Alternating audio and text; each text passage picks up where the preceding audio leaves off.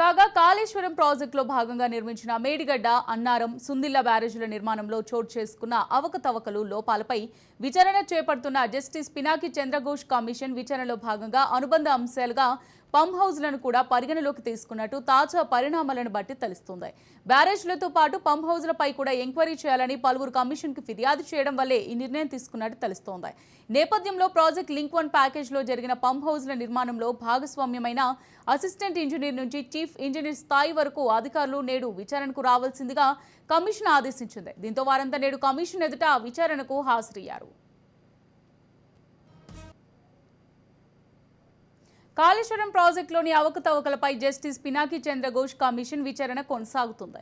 కాళేశ్వరం కమిషన్కు తన అధ్యయన నివేదికను నిపుణుల కమిటీ సమర్పించింది.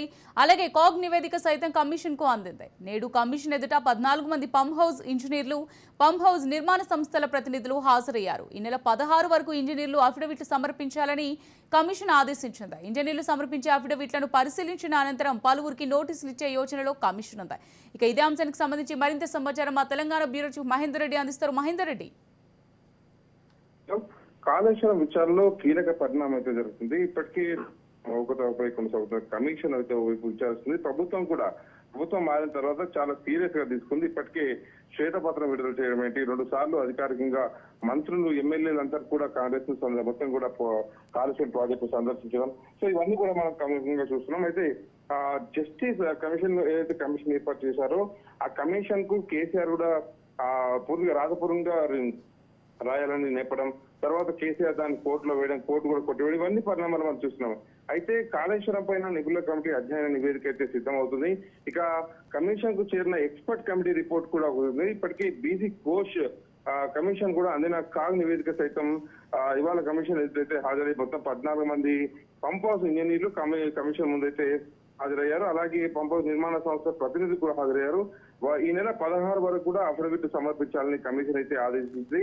అఫిడవిట్ల సమర్పణ అనంతరం మరికొంతమందికి నోటీసులు ఇచ్చే ఛాన్స్ అయితే ఉంది. మొత్తానికి కాళేశ్వరం పైన చాలా సీరియస్ గా ప్రభుత్వం అయితే చాలా ఉంది. మొత్తంగా కూడా రాష్ట్రంలో గత 10 ఏళ్ల కాలంలో కాళేశ్వరం పేరిట అనేక అక్రమాలు జరిగాయని ఇప్పుడున్నటువంటి ప్రభుత్వం అయితే చాలా వరకు చెప్పుకొచ్చింది. ఆ రకంగా విచారణ కూడా కొనసాగుతుంది.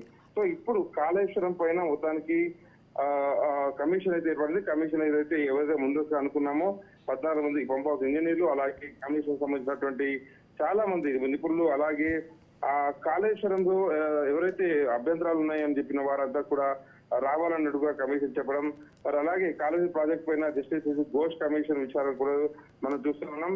అయితే ఈ రిపోర్ట్ ను కాగ్ కూడా అందజేసింది. ఇప్పటికే ఎన్డీఏఎస్ విజిలెన్స్ ఫైనల్ రిపోర్ట్ కూడా ఇవ్వాలని కాళేశ్వరం కమిషన్ అయితే ఆదేశించింది. 14 మంది పంప్ హౌస్ ఇంజనీర్లు అయితే కాళేశ్వరం కమిషన్ ముందు హాజరుకోవడం కూడా చర్చగా మారింది. మరి కమిషన్ హాజరైన వారి నుంచి ఏ డేటా సేకరించారు, అలాగే ఈ నెల 16 తేదీకి అఫిడవిట్లు ఏవైతే ఉన్నాయో అఫిడవిట్ మొత్తంగా కూడా ఫిల్ చేయాలని కమిషన్, మరి దాంట్లో ఏమేమి చేస్తారు, ఎంత నిధులు వచ్చాయి, ఎంత ఖర్చు పెట్టారు, అలాగే పంప్ హౌస్ నిర్మించిన ఏజెన్సీ నుంచి కూడా ఇద్దరు ప్రతినిధులు రావడం, మరి కమిషన్ ముందు హాజరవడం, బ్యారేజీలకు సంబంధించిన రాష్ట్ర ప్రభుత్వాన్ని అఫిడవిట్ ఫిల్ చేయాలని వారు కోరడం.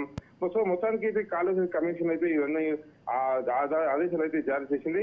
మరోవైపు ఎక్స్పర్ట్ కమిటీ కూడా రిపోర్ట్లు కూడా కమిషన్ వద్దకు చేరుతున్నాయి ఒక్కొక్కటిగా. మరి అఫిడవిట్ల పరిశీలన తర్వాత పలువురికి కమిషన్ నోటీసులు ఇచ్చే అవకాశం అయితే పెద్ద ఎత్తున కనిపిస్తుంది అమూల్య. అలాగే ఫస్ట్ ఫేజ్ విచారణ కమిషన్ పూర్తి చేసింది. మరి కాగ్ రిపోర్ట్ పరిశీలన తర్వాత కూడా స్టేట్ అధికారులకు కమిషన్ విచారణకు పెట్టే అవకాశం ఉంది. దీంట్లో ఎక్కడెక్కడ లోపాలు జరిగాయన్న దానిపై అయితే ప్రభుత్వం చాలా సీరియస్ గా ఉందని తెలుస్తుంది. Right, thank you Mahender Reddy.